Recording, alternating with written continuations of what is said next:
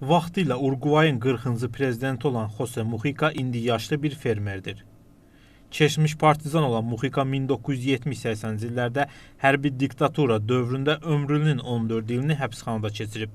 Sol partiyaların böyük cəbhə koalisiyasının üzvü olan Mujica 2005-2008-ci illərdə kənd təsərrüfatı naziri, daha sonra senator vəzifələrində işləyib. Böyük cəbhənin namizədi olaraq 2009-cu ildə prezident seçkilərində qalib gəlib. Mujica 1935-ci il mayın 20-sində anadan olub.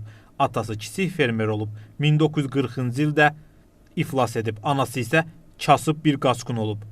1960-cı ilin ortalarında Kuba inqilabından ilhamlanaraq qurulan silahlı dəstəyə qatılıb. O həm də hərəkatın qurucuları arasında yer alıb. Mujica 1970-ci ilin martında həbsinə müqavimət göstərərkən odlu silahla vurulub, 5 güllə yarası alıb. Özü isə 2 polisi yaralayıb. Xəstəxanada növbəti cərrah həyatını xilas edib. 14 il hərbi həbsxanada azadlıqdan məhrum edilib.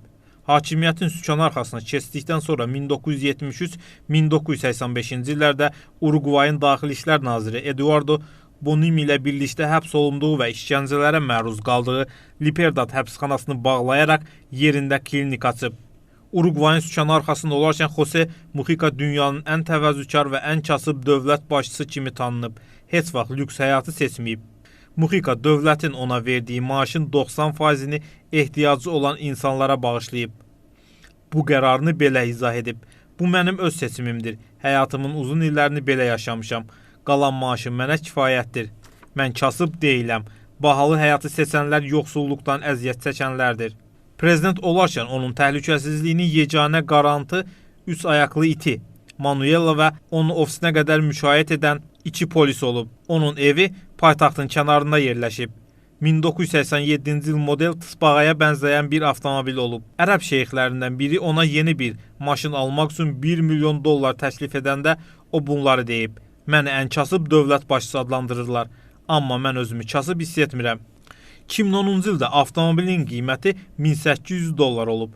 Bu həm də Mujica'nın həmin il üçün təqdim etdiyi məcburi illik şəxsi sərvətinin bəyannaməsinin ümumi dəyəri olub.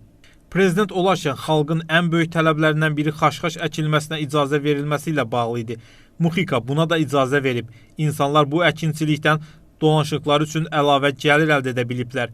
Ölkə səhiyyəsində də böyük inqilablar edən Mujica qonşuları Argentina və Braziliyanın son illərdə ciddi iqtisadi problem yaşamasına baxmayaraq Uruguayda vətəndaşların gəlirlərinin artmasına yeni imkanlar yaradıb. Uruguayda işsizlik nisbətini ölkə tarixinin ən aşağı səviyyəsinə endirib. 2014-cü ildə Uruguayda işsizliyin nisbəti 5,40%-ə düşüb.